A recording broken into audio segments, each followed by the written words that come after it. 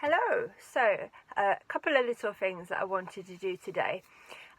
One in particular was that I used to, on the blog and attempted to on here, always have a Flame Tree Friday, where I would either review a specific Flame Tree book or I would interview a Flame Tree author, and I've done questions and answers with them and things like that, obviously, and then made it into Flame Tree Friday.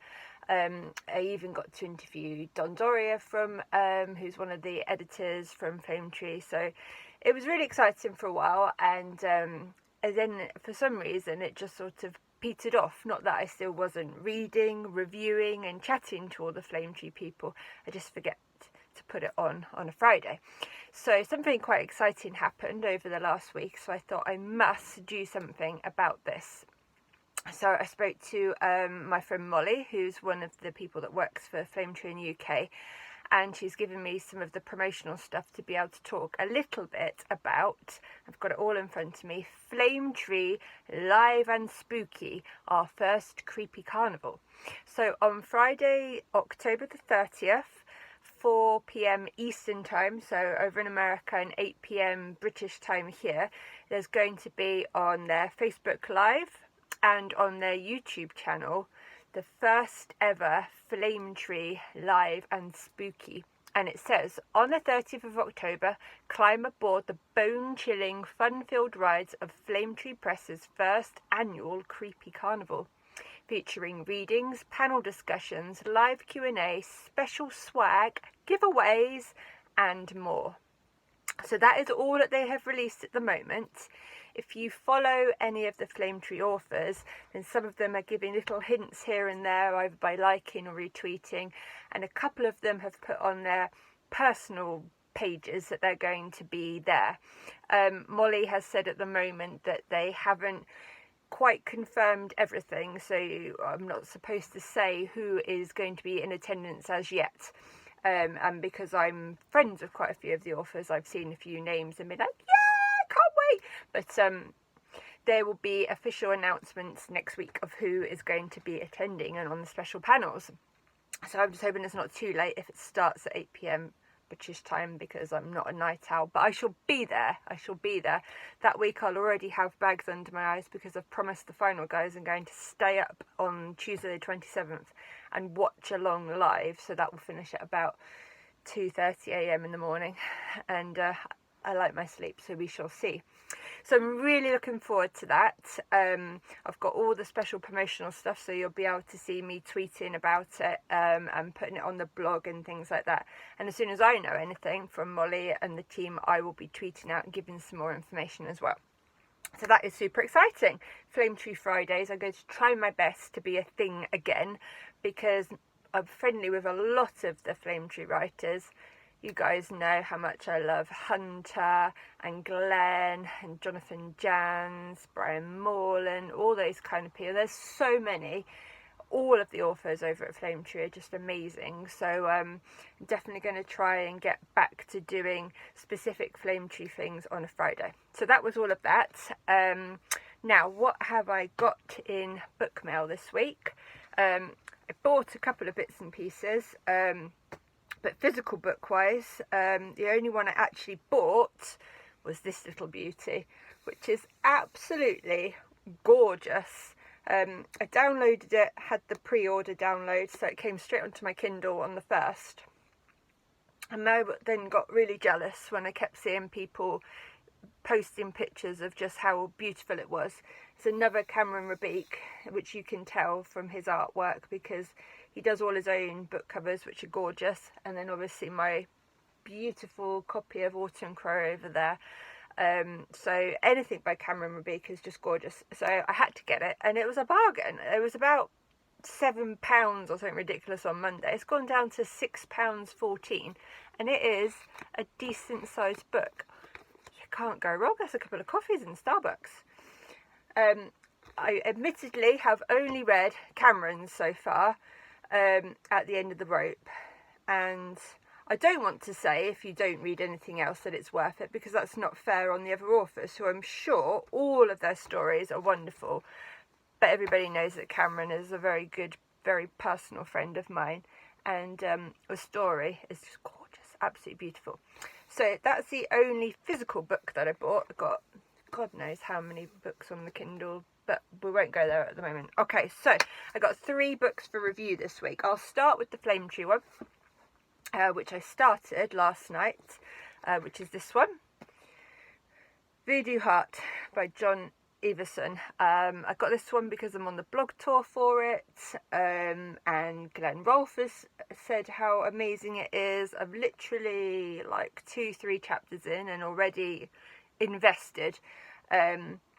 It's set in New Orleans and it's a supernatural thriller, but it's already quite gory and graphic, so it's going to be right up my street, I think. So I'm looking forward to that. This is also one of my Halloween reading extravaganza prompts. I've just cheated slightly in the order because I need to get this one done for review.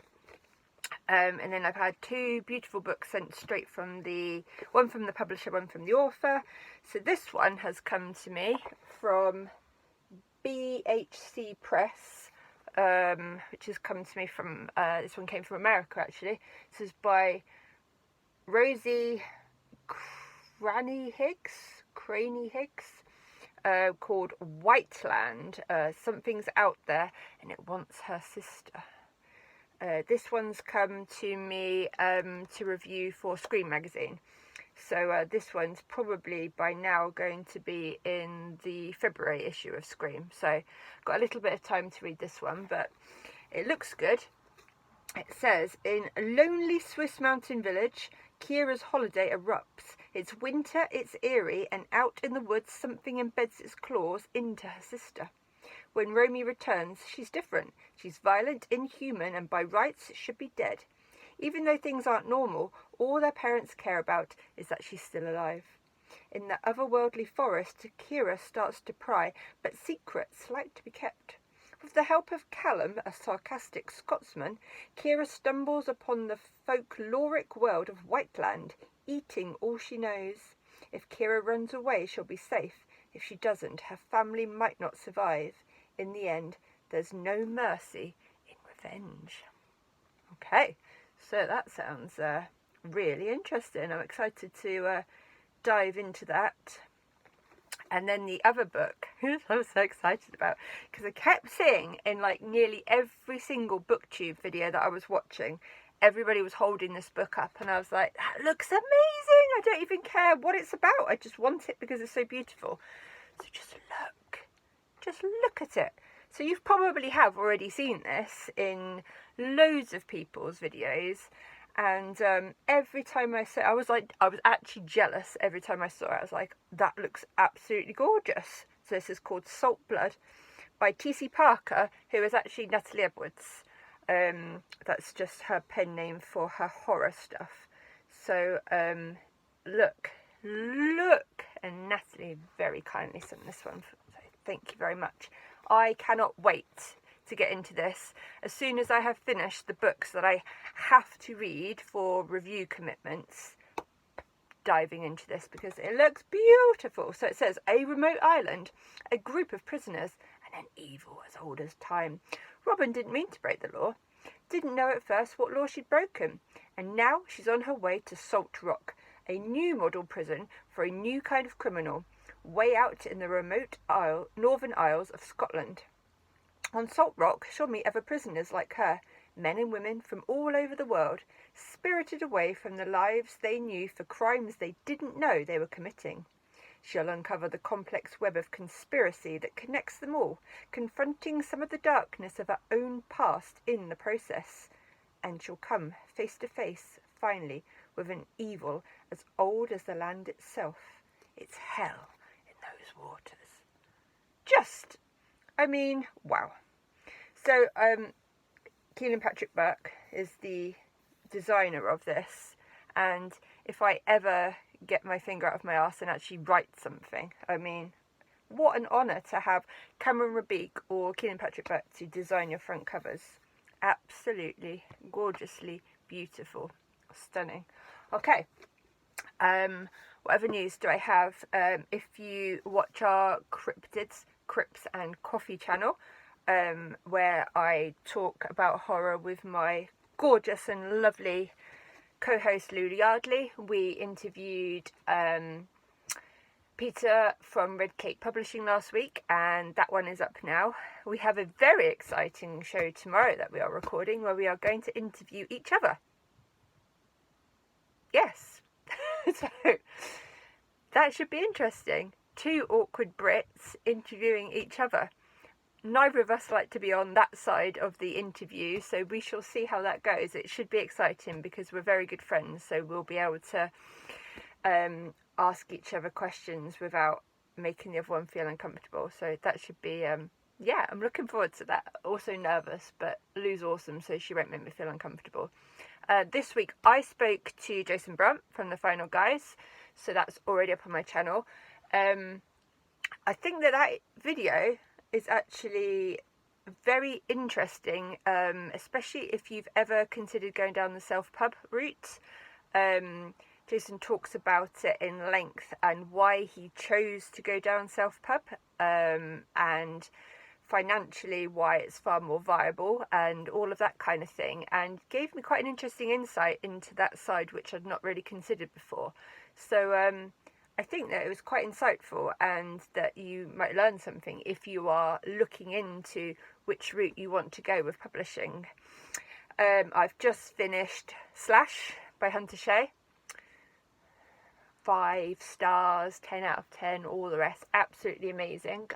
And because I've just finished that one, I spoke to Ben Long from Reads Vicarious, and we decided what were we going to do for a buddy read, and we are going to read, because he's never read a Hunter Shea book, can you believe? Oh, just wrecking the Halloween display. So we are going to read this one, Ghost Mine. So this is going to be Ben's first visit to the mind of Mr. Hunter Shea. What can I say? As Hunter said, you'll never forget your first time. So, yeah. Excited to read this one, and even more excited to do it with a newbie and find out what Ben thinks of Hunter. So that is going to be good. We're going to start that next week, and hopefully I can report back on our buddy read and our collab review and let you know when that's all going up. So, it's my wedding anniversary today.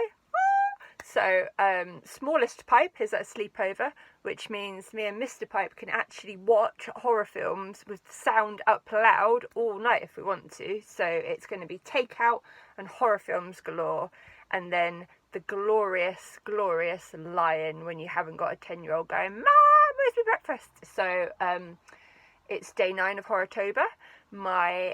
Because it's my wedding anniversary and therefore a special day, I had to give a special person the indie shout out for today. So my indie horror shout out went to the one, the only, Mr. Hunter Shea, who is amazing and awesome, and I love him, and he knows it. So there we go. And I hope that you are all enjoying your Horrotober.